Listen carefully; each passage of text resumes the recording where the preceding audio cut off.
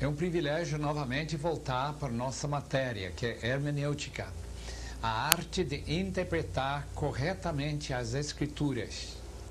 Quando se trata de interpretação correta, devemos lembrar que nós temos que transpor várias barreiras.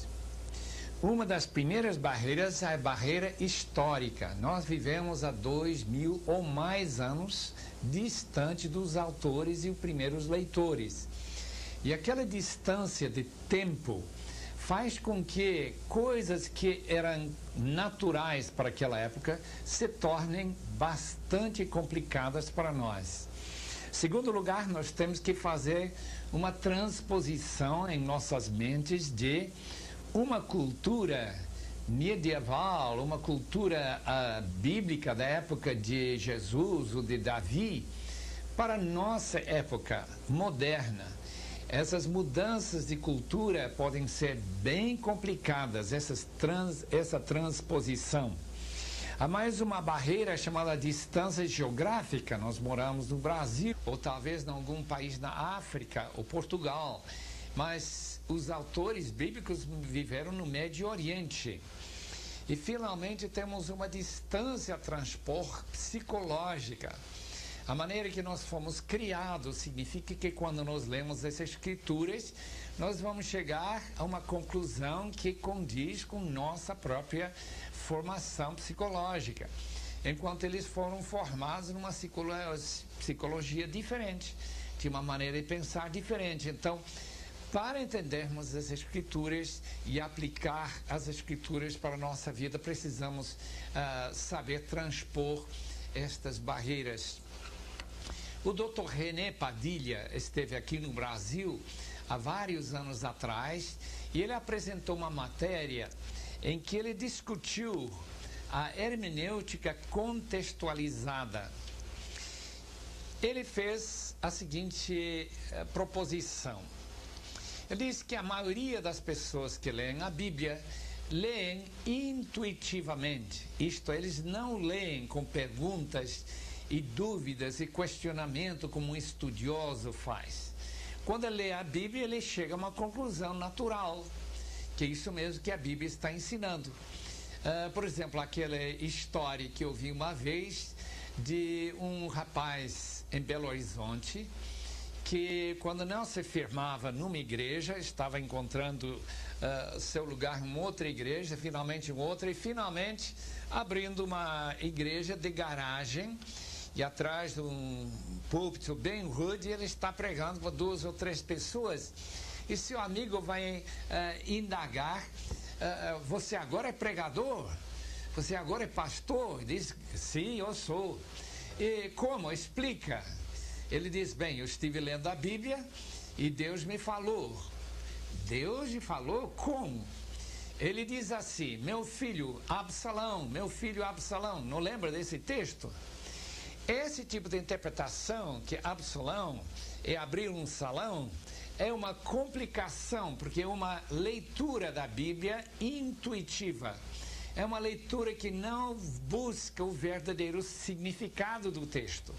Quantas vezes nós temos ouvido pessoas interpretar o texto como aquele indivíduo do interior, que, baseado no texto de Gálatas, que fala sobre o Aio, o pai do Gogos em grego, ele fala de aio que dá um temperinho, naturalmente confundindo aio com alho, e dá um temperinho à palavra, e assim por diante.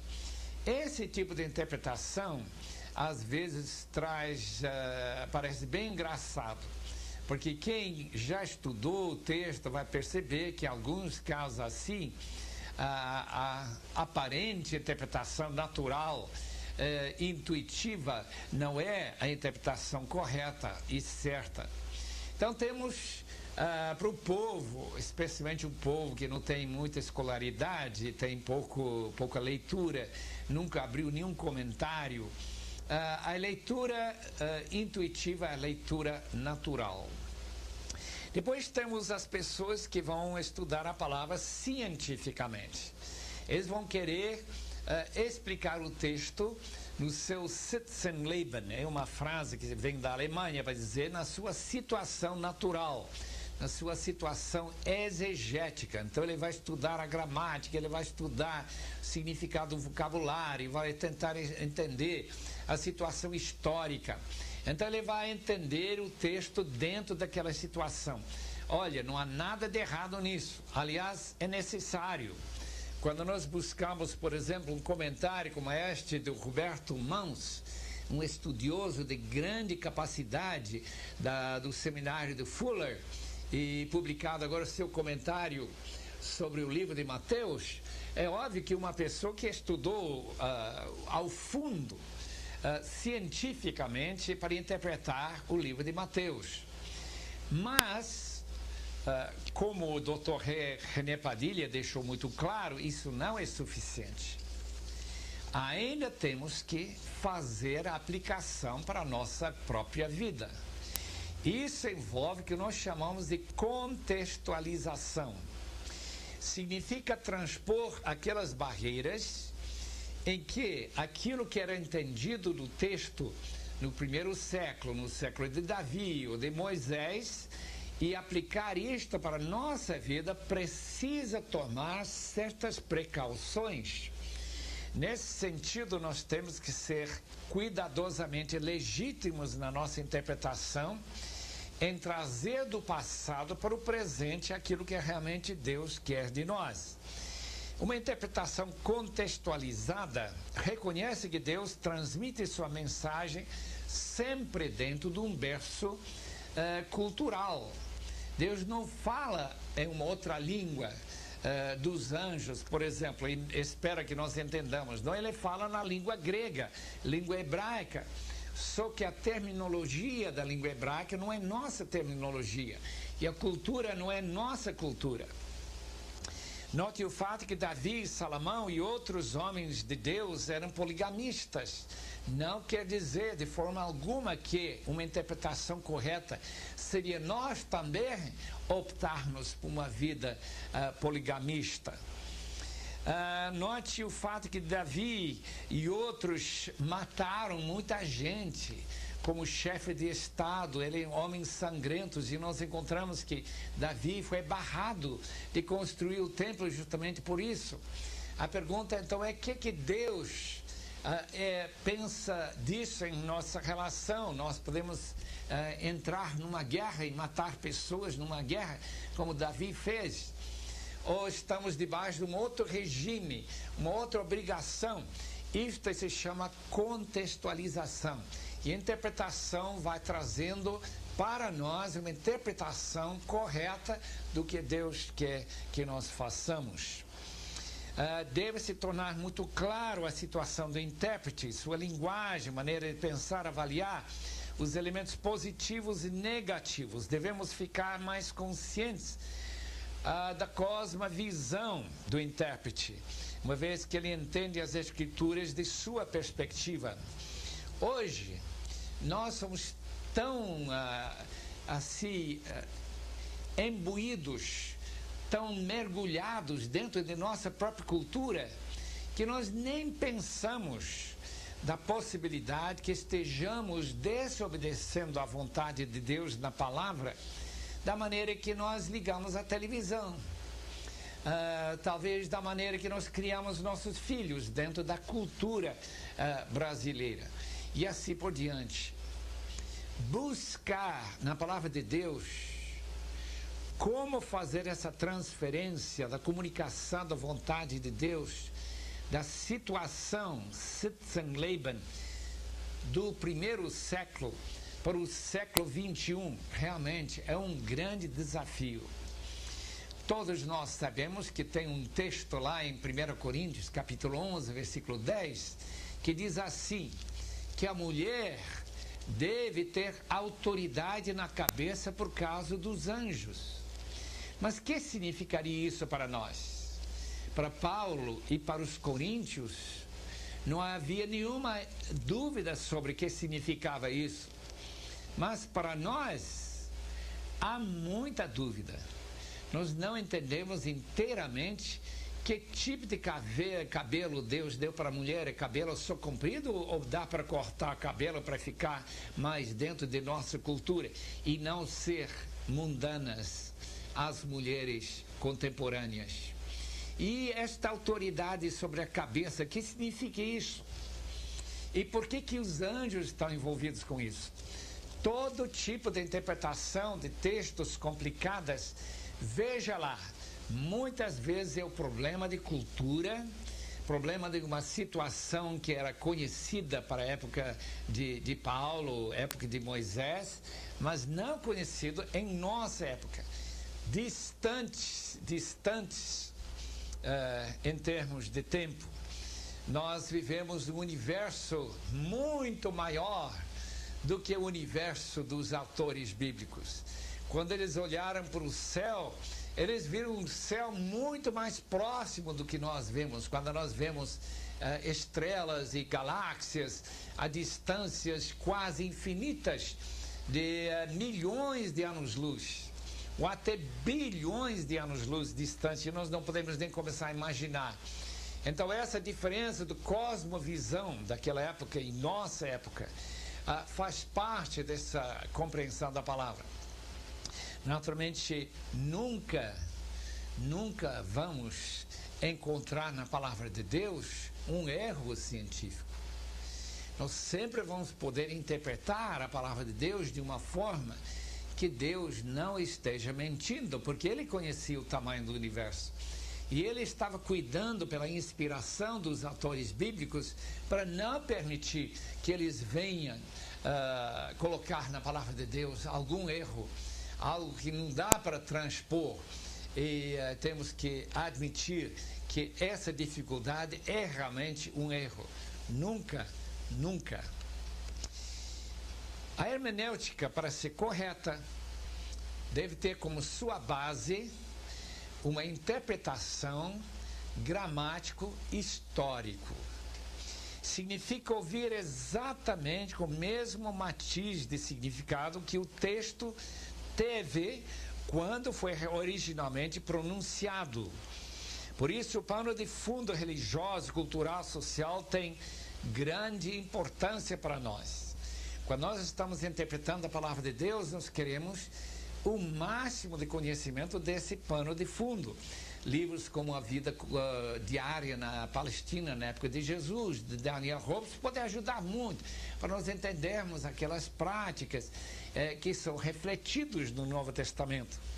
Nessa cultura, se deve levantar dúvidas, questionamentos, porque se não fizermos assim, provavelmente vamos ouvir a nossa própria voz falando e não a voz de Deus. Pode estar ecoando em nossa cabeça. Uma igreja pode tornar-se mais avivada ou mais tradicional, baseada na sua interpretação, especialmente do livro de Atos e 1 Coríntios. Uma interpretação de 1 Coríntios capítulo 13, versículo 10, vai dar para alguma pessoa a ideia de que o aparecimento do Novo Testamento fecha de vez a possibilidade de ver os dons espirituais sendo praticados dentro da igreja. É um caso de interpretação. Outra igreja avivada, interpretando esse texto e através de uma experiência com os dons, vai dizer mais de jeito nenhum. Aquele texto não está falando do Novo Testamento, está falando da segunda vinda de Cristo. São aquelas distinções da interpretação. Naturalmente, em tudo isso nós vamos sempre manter que a vontade de Deus e que sua igreja se mantenha cheia de amor, cheia de unidade. Ninguém pode duvidar que a palavra de Deus coloca a unidade da igreja como uma coisa prioritária e não uma coisa que a gente pode jogar fora, justamente porque nós não entendemos da mesma forma com nossos irmãos a maneira de interpretar algum texto bíblico. Algumas regras. Já que estamos estudando hermenêutica, tem regras, tem jeito de interpretar corretamente ou incorretamente a palavra de Deus. Primeiro, diríamos o seguinte, que a Bíblia é a nossa última fonte de autoridade para a nossa fé e a nossa prática. No catolicismo tem a tradição como a última regra, que aceita ou rejeita afirmações doutrinárias. No liberalismo é a razão humana, da cabeça humana, que é a última fonte de autoridade. Se a Igreja Católica reconhecesse a Bíblia como a última autoridade, então algumas das suas interpretações teriam que cair fora. Teríamos dificuldades, naturalmente, em reconhecer Maria como corredentora com Jesus. Teríamos dificuldades em encontrar, já que a Bíblia nunca menciona que Maria foi imaculada. Então, depender das Escrituras como nossa única fonte de autoridade sobre Maria, sobre tudo isso, mostra a importância de nossa base evangélica ortodoxa das Escrituras ser nossa última fonte de autoridade na prática e na fé. A Bíblia essa segunda regra, a Bíblia é sua própria intérprete. É importante mostrar que não há contradições nas Escrituras. Compare-se a Escritura com a Escritura. Como que a Escritura interpreta a Escritura, nós vamos estar lembrando que uma concordância pode ser de grande utilidade para interpretar algum texto. Por quê? Porque a concordância mostra todos os textos onde uma palavra ou uma frase aparece em toda a Bíblia. E quando nós lemos todas aquelas frases e textos, nós podemos ter uma certa base para dizer, olha, mas a Bíblia interpreta a Bíblia. Esta frase aqui tem este significado dentro desse contexto, a mesma palavra tem um outro significado. Obviamente, tem mais valor ainda uma concordância grega, em que a própria palavra grega, em todas as passagens que aparece, é colocado nesta linha os textos que tem. Depois vamos mencionar que a editora Fiel já lançou a concordância grega para qualquer pessoa que quiser procurar, conhecendo a palavra no original, todas as vezes que a palavra aparece e como é traduzida em nossas versões. Às vezes a tradução pode ser bem distinta e diferente. Ainda não temos em português uma concordância hebraica, mas um dia também nós vamos ter isso para ajudar-nos a estudar todo o vocabulário do Antigo Testamento. Terceira regra: ser crente é confiar no Senhor que inspirou as Escrituras, e isto é de suma importância. Não é qualquer pessoa que está interpretando as Escrituras. É muito, muito significativo para nós saber que o Espírito Santo, quando nós oramos e buscamos sua ajuda, há de nos iluminar, como diz a palavra de Deus aqui em Mateus 13. Vocês se lembram desse texto onde Jesus, falando para seus discípulos, diz assim: por isso lhes falou por parábolas, porque vendo não veem e ouvindo não ouvem, nem entendem, de sorte que nele se cumpre a profecia de Isaías, falando dos incrédulos, aqueles que rejeitaram a palavra de Deus: ouvireis com os ouvidos e de nenhum modo entendereis, vereis com os olhos e de nenhum modo percebereis, porque o coração deste povo está endurecido. Agora versículo 16: bem-aventurados, porém, os vossos olhos, porque veem, e os vossos ouvidos, porque ouvem. Nós ouvimos e entendemos, pois na verdade vos digo que muitos profetas e justos desejavam ver o que vocês veem e não viram, e ouvir o que vocês ouvem e não ouviram. Então é muito importante que a gente entenda que a palavra de Deus é para quem é convertido, nascido do Espírito, ensinado pelo Espírito Santo. Paulo faz referência a esta verdade em 1 Coríntios capítulo 2. Eu estive pensando nos versículos, por exemplo, que aparecem em versículo 8 em diante, sabedoria essa que nenhum dos poderosos deste século conheceu. Porque se a tivessem conhecido, jamais teriam crucificado o Senhor da Glória. Foi uma falta de compreender como interpretar as Escrituras que levou os judeus a buscar a crucificação de Jesus. Mas, como está escrito, nem olhos viram, nem ouvidos ouviram, nem jamais penetrou no coração humano o que Deus tem preparado para aqueles que o amam. Mas Deus nos revelou pelo Espírito, chamada iluminação, que o Espírito a todas as coisas perscruta, até mesmo as profundezas de Deus. Com oração e com a orientação do Espírito Santo, nós temos a ajuda principal na interpretação da palavra. Número 4, a regra da experiência pessoal, que deve ser interpretada à luz das Escrituras e não ao contrário. Algumas pessoas têm experiência com algum espírito, talvez recebem alguma profecia, mas a palavra de Deus é contundente, que nenhuma profecia, nenhum ensinamento que está em desacordo com a palavra de Deus pode ser pronunciado como se fosse a palavra de Deus. Então, nossa experiência deve ser interpretada à luz das Escrituras e não ao contrário. Sonhos, revelações, visões e todas as mensagens recebidas de fora devem ser submetidas ao ensinamento da palavra de Deus. 1 de João, capítulo 4, versículos 1 e 2, ajuda muito na compreensão desta regra básica. Amados, não deis crédito a qualquer espírito, antes provai os espíritos, se procedem de Deus, porque muitos falsos profetas e mestres têm saído pelo mundo fora.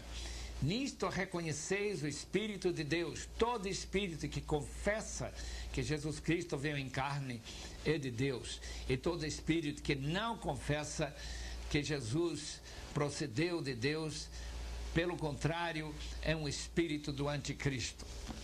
Mostrando que provar os espíritos que trazem sonhos, os espíritos que trazem revelações, profecias, devem todos passar pelo crivo da palavra de Deus. Número 5. Cada crente tem o direito e o dever de interpretar a palavra de Deus.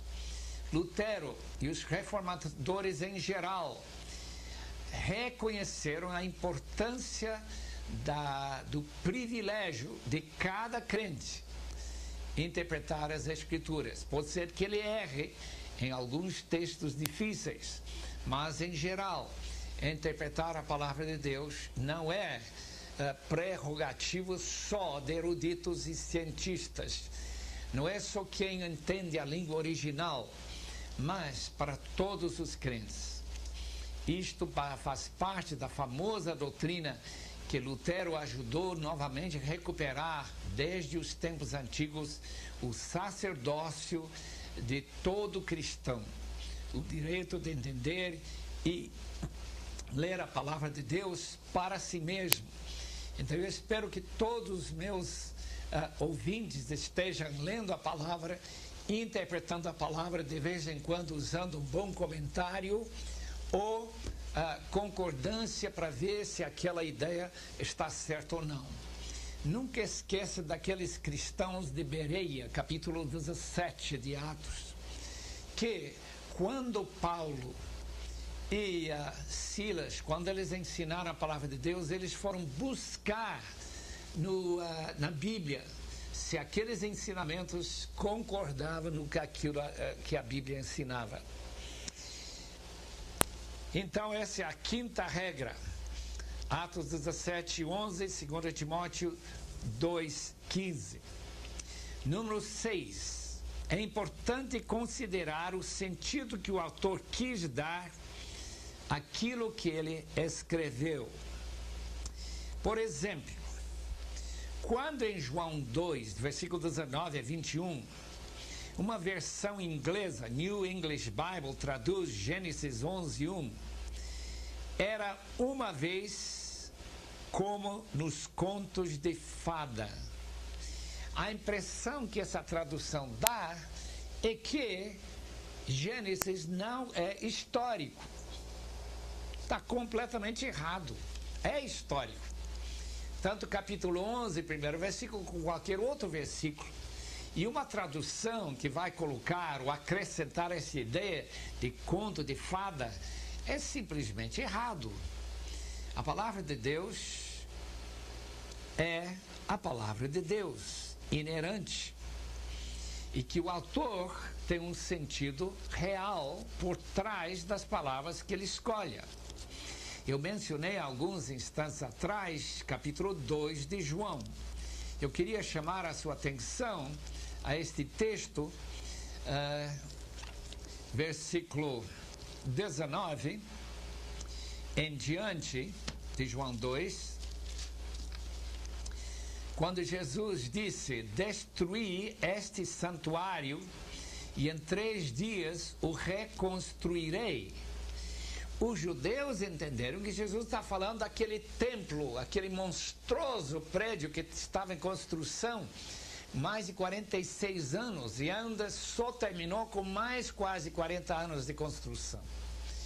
Quando Jesus estava falando, como o próprio texto explica, do seu próprio corpo, onde ele chamava o seu corpo santuário de Deus, que seria ressurreto depois de 3 dias. E não estava de modo algum pensando num prédio de alvenaria, de mármore, de ouro e de prata e madeira. Nós devemos, portanto, sempre buscar o significado que o próprio autor quer transmitir. Os irmãos que têm lido Na Casa do Meu Pai há muitas moradas devem talvez estranhar o fato que neste texto aparece a mesma frase Na Casa do Meu Pai. Só que a casa aqui é a casa do templo em Jerusalém e não uma casa celestial. Agora, quando Jesus transforma aquela frase de um templo de alvenaria que vai ser destruída em um outro que vai ser reconstruído, dá para entender que Jesus, em João 14:1, está falando do seu próprio corpo, que ele vai para o sepulcro, vai ser crucificado, mas depois de pouco tempo ele voltará e receberá os discípulos de novo. E através do Espírito Santo ele manteria eles dentro deste corpo, tal como os ramos estão dentro da videira verdadeira, capítulo 15 de João. Então há um paralelismo entre a casa do Pai e a videira verdadeira, aparentemente. Número 7. Na medida que um texto reflete as circunstâncias e pensamentos do autor e os seus leitores primitivos, na medida que as ideias correspondem à nossa situação, nós podemos ter certeza e facilidade sempre na interpretação. Por exemplo, na área do fruto do Espírito, ou as obras da carne, em Gálatas capítulo 5, versículos 19 a 23. Eu creio que nós podemos ter bastante segurança na interpretação desse texto. Por quê? Porque as obras da carne continuam hoje exatamente como continuava naquela época.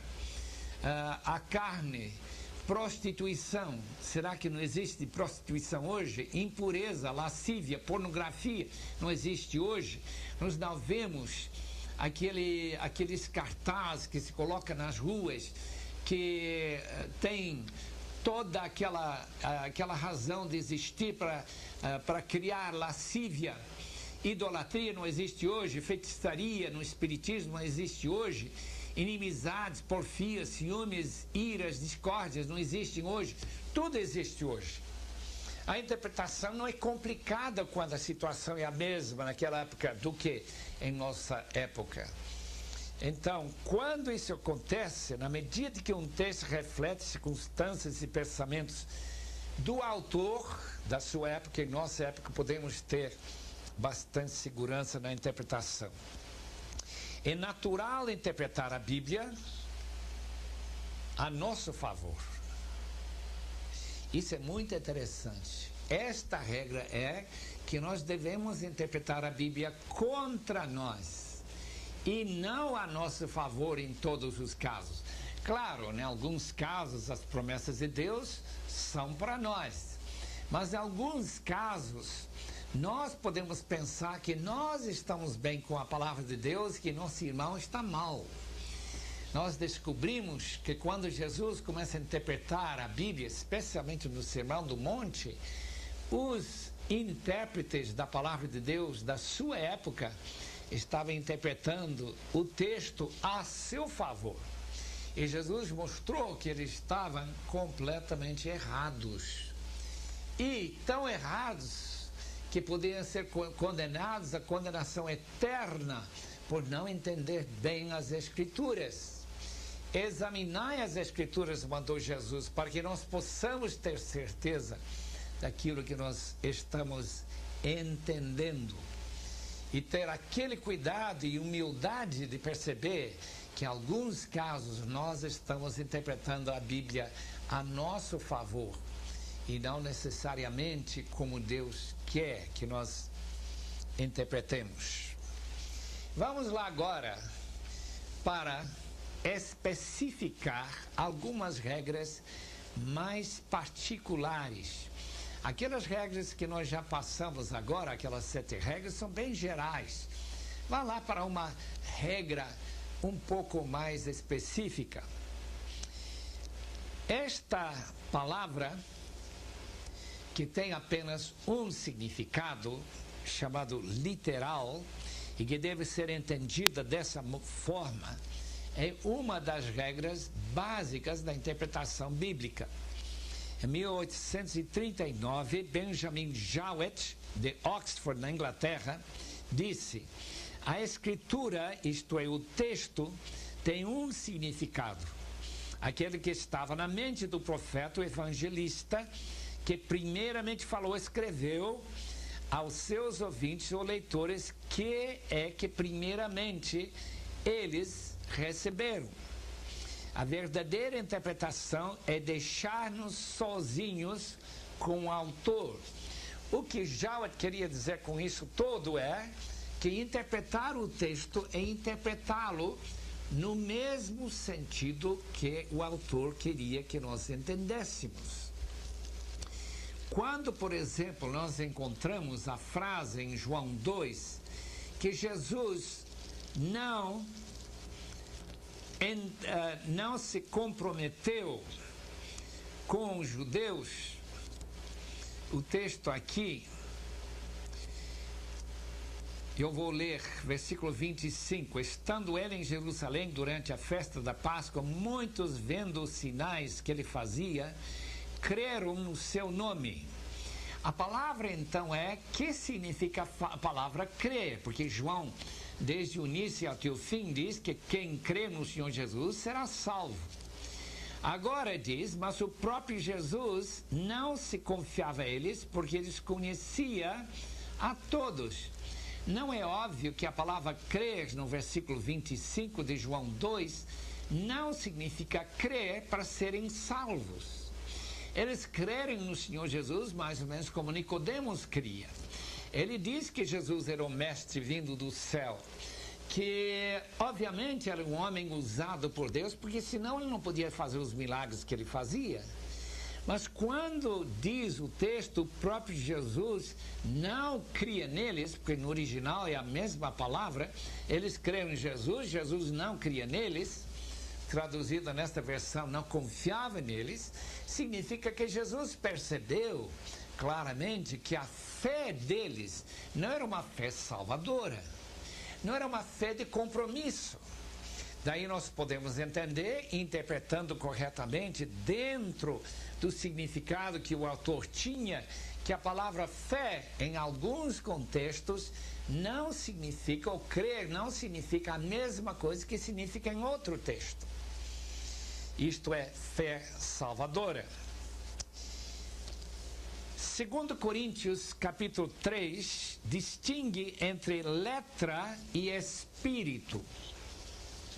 Que distinção, afinal de contas, nós devemos manter em nossa mente quando nós lemos as Escrituras e fizermos essa distinção entre letra e espírito?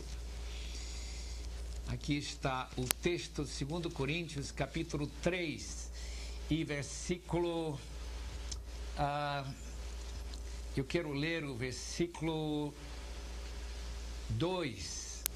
Vós sois a nossa carta escrita em nosso coração, conhecida e lida por todos os homens, estando já manifestos como carta de Cristo, produzida pelo nosso ministério, escrita não com tinta, mas pelo Espírito de Deus vivente, não em tábuas de pedra, mas em tábuas de carne, isto é, nos corações. É por intermédio de Cristo que temos tal confiança. O que nos habilitou para sermos ministros da nova aliança, não da letra, mas do Espírito, porque a letra mata, mas o Espírito vivifica. Queridos alunos e estudantes da palavra, a letra da Bíblia não mata no sentido normal dessa palavra. Isto é a palavra que nós temos que entender. É a letra da palavra. O que Paulo queria dizer quando ele distinguia entre letra e espírito é que nós podemos ler a letra de uma maneira legalista. Uma maneira em que nós fazemos o que só Deus pode fazer e nós tentamos salvar a nós mesmos. Era como os judeus que tentaram seguir todas as regras da letra e falharam no fim, porque não é por obras de justiça que nós temos feitos que nós somos salvos. Mas entender pelo Espírito, pela iluminação do Espírito é fundamental. Lembra que quando nós falamos sobre a história da interpretação na primeira aula, que nós falamos sobre a interpretação literal do texto. O que o texto significa literalmente? Quando nós lemos, por exemplo, nos 10 mandamentos, que nós não devemos trabalhar no sábado, que o 7º dia é um dia consagrado ao Senhor.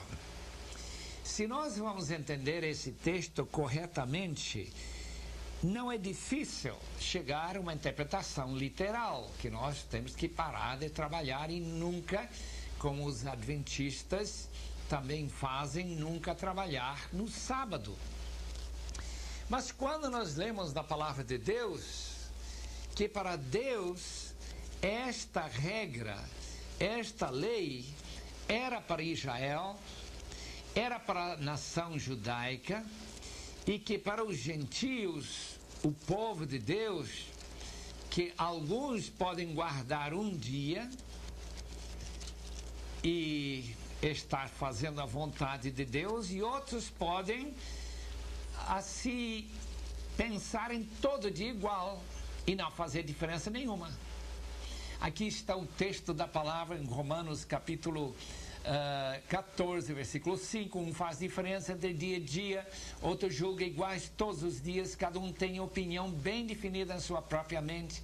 Quem distingue entre dia e dia para o Senhor o faz, e quem come para o Senhor come, por exemplo, aquelas diferentes tipos de animais limpos e não limpos que foram proibidos para Israel.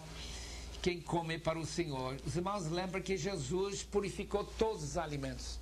Então, quando nós fazemos distinções judaicas, nós percebemos que literalmente não é exatamente a vontade de Deus necessariamente que nós, de uma forma legalista, guardemos o sábado, ou que nós evitemos de comer carne de porco, presunto, por exemplo. Não.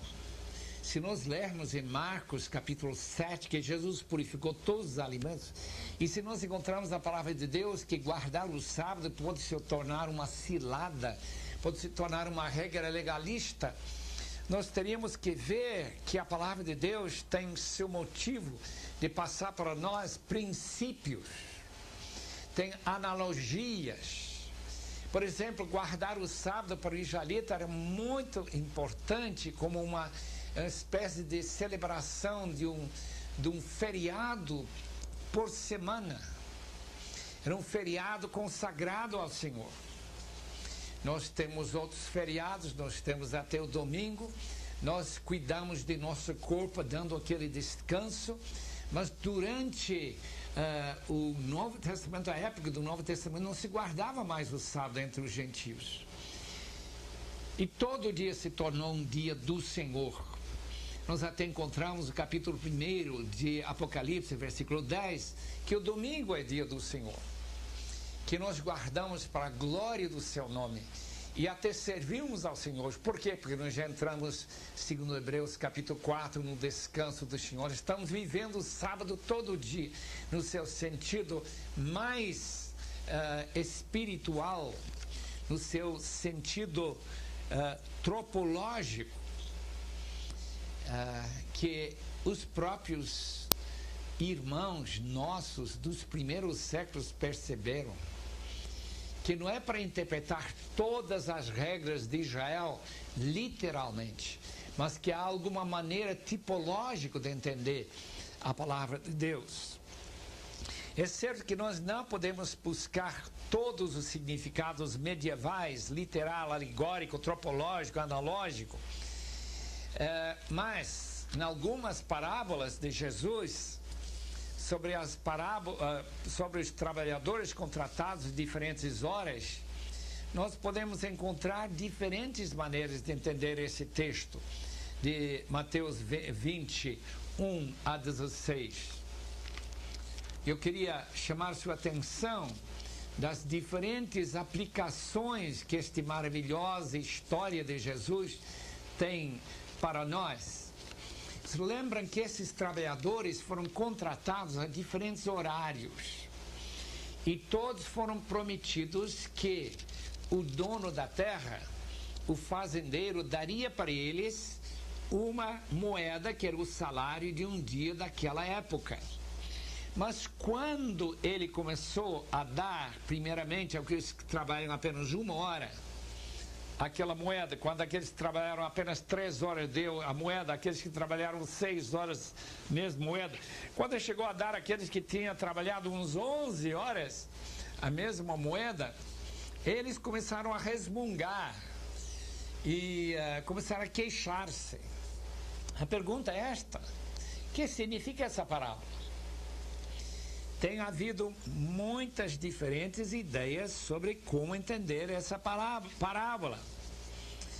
Alguns, por exemplo, homens como Tomás de Aquino, aquele famoso teólogo católico do século XII, diz que palavras são sinais de coisas e coisas são sinais de outras coisas, que é a base da alegorização. Com esse pensamento se pode provar qualquer verdade, portanto nós temos que rejeitar a alegorização. Mas ele entendeu que a palavra dia, dentro da parábola, significa a vida do indivíduo, que as horas referem à conversão em diante. Depois de uma pessoa se converter, ele tem tanto tempo para trabalhar pelo Senhor. E que uns vão trabalhar apenas 1 hora, outros vão trabalhar 6 horas, em proporção ao tempo de vida depois da sua conversão. Mas o galardão é o mesmo, é a vida eterna. Depois, um autor anônimo de uma obra chamada Pérola, ele diz que esta parábola representa uma criança que morre com 1 ou 2 anos e, portanto, não tem tempo para servir ao Senhor nem um pouco. Mas ele também vai viver eternamente com o Senhor. Foi uma ideia muito interessante, que ele recebeu o mesmo galardão daqueles que aguentaram o calor e ficaram cansadíssimos trabalhando o dia todo. John Popper de Goch, século XV, entendeu que esta parábola não estava dando alguma base para mérito, e que esta parábola ataca a proporcionalidade. Essa ideia que alguns santos que trabalham muito, pessoas que vivem no mosteiro, vão ser galardoados muito mais do que aqueles que trabalham pouco. Martinho Lutero, em 1517, deu sua explicação. Ele estava começando a entender alguma coisa sobre o Evangelho. Deus dá galardões iguais às obras grandes e pequenas. Tudo vai ser galardoado. Essa interpretação de 1517. Depois, Lutero achou que Deus reconheceu a humildade dos trabalhadores, e desses últimos, esses eram mais humildes e valorizou o trabalho por causa da sua humildade, em contraste com aqueles outros que trabalham o dia todo e eram orgulhosos, os soberbos. Em 1525, Lutero mudou de novo e achou que o ponto essencial é que Deus torna sem valor os que dependem das obras da lei. Então, aqueles que trabalharam muito tempo eram aqueles como judeus que trabalharam na base da lei, tentando oferecer obras para Deus. Todas as nossas obras são indignas e dependemos inteiramente da graça de Deus. A chave da interpretação é que Deus é misericordioso. Quais dessas interpretações está certo, meu amigo? Naturalmente eu não vou dizer, mas na minha opinião, Lutero estava certo. Não apenas uma das suas interpretações, em várias. E com certeza a interpretação que reconhece que uma criança que morre com apenas 1 ano e que não tem possibilidades nem capacidade para servir ao Senhor, vai ser galardoado também, não acham? Eu acho que sim. Anthony Thistleton, o inglês, pergunta: como é que podemos falar a palavra de Deus não apenas pressupondo a fé, mas suscitando fé e compromisso? A palavra de Deus é viva, ela é eficaz, ela precisa ser pregada de uma maneira que ela suscita fé, não apenas nos incrédulos, mas também naqueles que dizem que creem, mas que não têm compromisso, como aqueles judeus da época de Jesus, em João capítulo 2, 22. Talvez uma interpretação da palavra de Deus baseada no que nós chamamos de sensus plenior vai ser exigida, essa interpretação, em alguns casos, não em muitos casos, porque realmente a regra básica, específica, é interpretar literalmente a palavra de Deus. Mas há uns textos, eu queria chamar sua atenção a um dos mais óbvios, é capítulo 24 de Mateus. Mateus 24, versículo 15, diz assim: quando, pois, virdes o abominável de desolação, de que falou o profeta Daniel no lugar santo, quem lê entenda.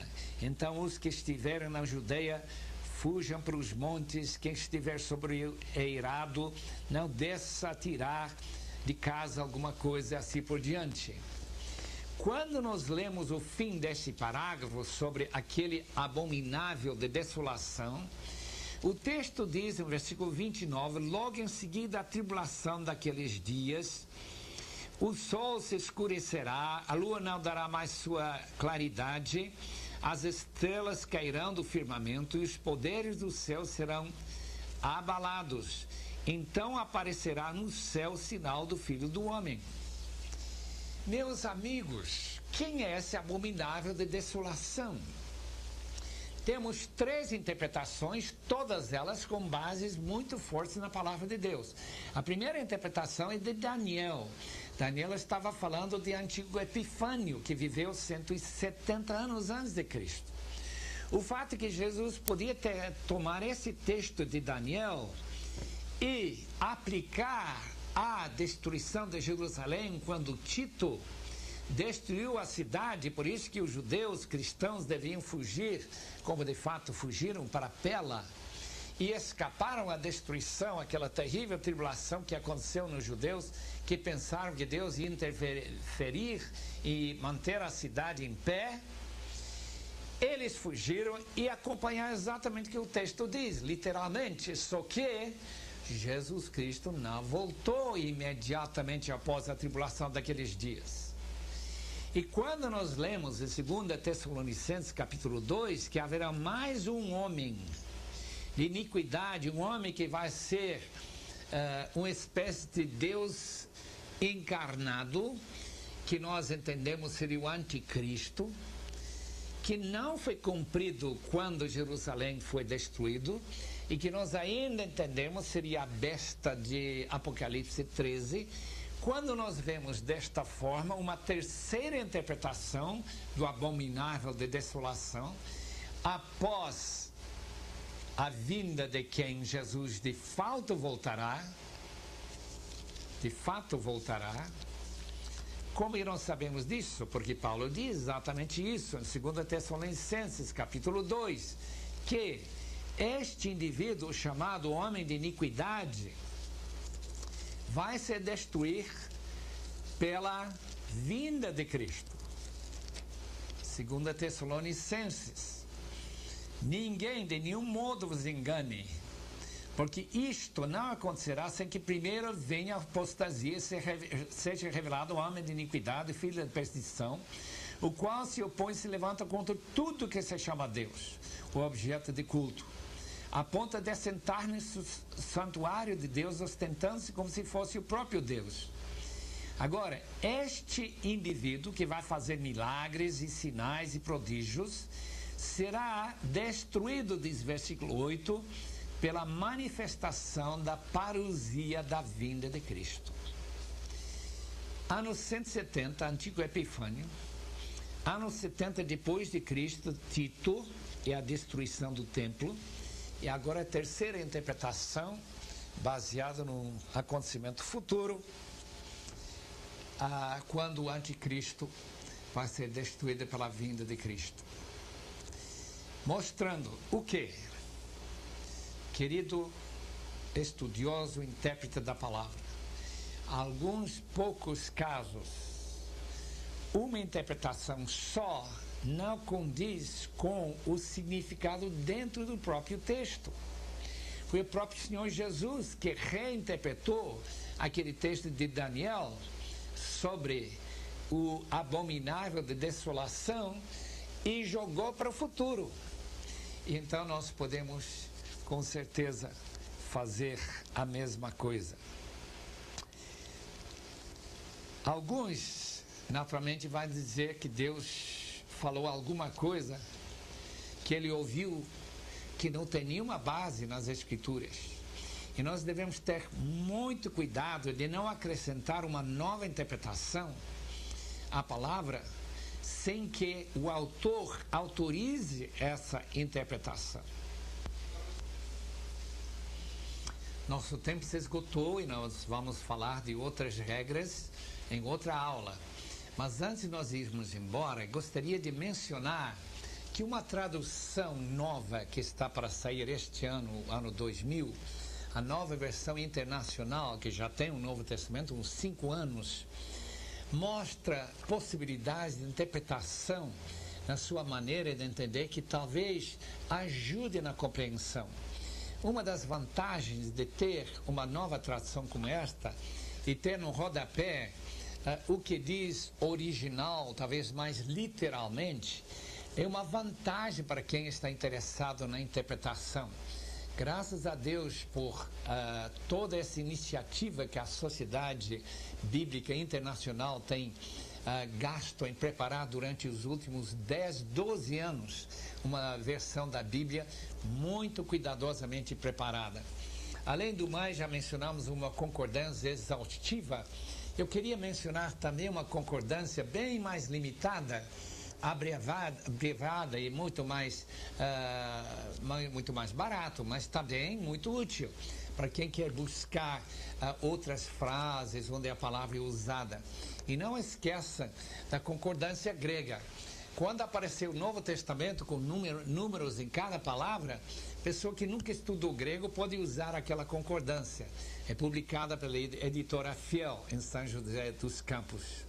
Que Deus os abençoe.